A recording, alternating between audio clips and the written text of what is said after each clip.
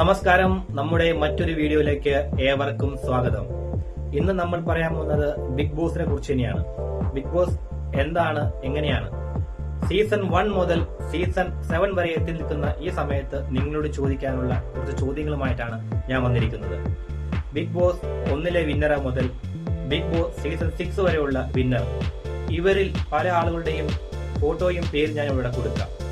ഇവർ ശരിക്കും അതിന് അർഹപ്പെട്ടവർ തന്നെയാണോ വിജയിച്ചിരിക്കുന്നത് എന്നുള്ള കമന്റാണ് നിങ്ങൾ ഇവിടെ രേഖപ്പെടുത്തേണ്ടത്. യഥാർത്ഥത്തിൽ ഇവർ ഇതിന് അർഹരായിരുന്നോ, അതോ ചില ആളുകളുടെ സ്വാധീനം കൊണ്ട് വിജയിച്ചു വന്നവരാണോ എന്നിങ്ങനെ ഒരുപാട് ചോദ്യങ്ങളുമായിട്ടാണ് ഇന്ന് ഞാൻ ഒരിക്കൽ കൂടി നിങ്ങളുടെ മുമ്പിൽ വന്നിരിക്കുന്നത്. ഇനിയും ഇങ്ങനെയുള്ള വീഡിയോസുമായി ഞാൻ നിങ്ങളുടെ മുമ്പിലേക്ക് വരുന്നതാണ്. അപ്പോൾ നിങ്ങൾക്ക് തുറന്നു പറയാം, ബിഗ് ബോസ് 1 മുതൽ 6 വരെ നമ്മൾ കണ്ടതാണ്. പല അടവുകളും ചുവടുകളും മാറിക്കളിച്ചും തന്ത്രങ്ങൾ മെനഞ്ഞും പല രീതിയിലുള്ള ഗെയിമുകൾ കളിച്ചും വിജയിച്ചു വന്ന ഒരുപാട് പേരുണ്ട്. പക്ഷേ അവരെയെല്ലാം മാറ്റി നിർത്തി ചില ആളുകൾ മാത്രം കയറി വരുന്നതായി നിങ്ങൾക്ക് തോന്നിയിട്ടില്ലേ? നമ്മൾ ലൈവ് കാണുന്നവർക്കും കുറെ ഭാഗം കട്ട് ചെയ്ത് ടിവിയിൽ ടെലികാസ്റ്റ് ചെയ്യുന്നതും അങ്ങനെ പലതും നമ്മൾ കാണുന്നുണ്ട്. പക്ഷേ യഥാർത്ഥമായ ഒരു വിജയിനെയാണോ ബിഗ് ബോസിൽ അവർ നൽകുന്നത്?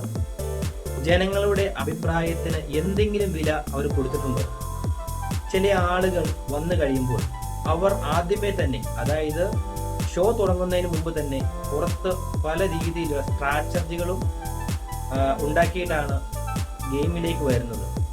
ആ വരുന്നതിലൂടെ അവരുണ്ടാക്കിയെടുക്കുന്ന ഫാൻസ് ആണോ ഇവരെ വിജയിപ്പിക്കുന്നത്? പല കളിക്കാരും ഇതിൽ നിന്നും പിന്നോട്ട് പോകുന്നത് ഇവരെ സപ്പോർട്ട് ചെയ്യാൻ ആളില്ലാത്തതുകൊണ്ടാണ് എന്നാണ് പലപ്പോഴും എനിക്ക് തോന്നിയിട്ടുള്ളത്.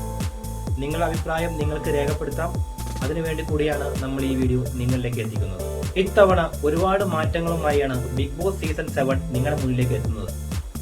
ആഴ്ചയിൽ 2 ദിവസം വരുന്ന ലാലേട്ടൻ ബുധനാഴ്ച ദിവസങ്ങളിൽ കൂടി വരുവാൻ സാധ്യതയുണ്ടെന്നാണ് ഇപ്പോൾ നമുക്ക് അറിയാൻ കഴിഞ്ഞിട്ടുള്ളത്. ആദ്യത്തെ 3 സീസണുകളിൽ സ്റ്റുഡിയോ എന്ന് പറയുന്നത് ചെന്നൈയിലായിരുന്നു. അവസാനം വന്ന 3 സ്റ്റുഡിയോയും ഇട്ടിരുന്നത് മുംബൈയിലാണ്. ഇപ്പോൾ ഏറ്റവും പ്രതിസന്ധിയായിരിക്കുന്നത് കോവിഡിന്റെ വ്യാപനമാണ്. കോവിഡിന്റെ വ്യാപനം മൂലം ബിഗ് ബോസ് ഷോ നിർത്തേണ്ടി വരുമോ എന്നൊരു പേടിയിലാണ് അധികൃതരുള്ളത്. പലയിടങ്ങളിലും കോവിഡ് വ്യാപിച്ചു വരുന്നത് കൊണ്ട് ഇത് ഷോയെ ബാധിക്കുമോ എന്നൊരു പേടി അവർക്കുണ്ട്.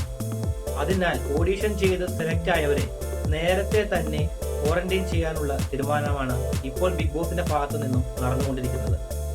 കാരണം അതല്ലെങ്കിൽ ബിഗ് ബോസ് സീസൺ 5 ആണെന്ന് തോന്നുന്നു പാതി വെച്ച് ബിഗ് ബോസ് പിരിച്ചുവിടേണ്ട ഒരു അവസ്ഥ നമ്മൾ കണ്ടതാണ്.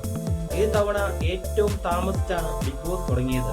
അത് എന്തുകൊണ്ടാണെന്ന് വെച്ചാൽ ഇങ്ങനെയുള്ള യാതൊരു ഒരവസ്ഥയും ഇനി ഉണ്ടാകരുത് എന്നുള്ളത് കൊണ്ടാണ്. പക്ഷേ അതിനെ മറിച്ചുകൊണ്ടാണ് കോവിഡിന്റെ വ്യാപനം ഇപ്പോൾ കൂടി വന്നിരിക്കുന്നത്. അത് ബിഗ് ബോസിനെ ബാധിക്കുമോ എന്നുള്ള പേടി അവർക്ക് നന്നായിട്ടുണ്ടായിട്ടുണ്ട്.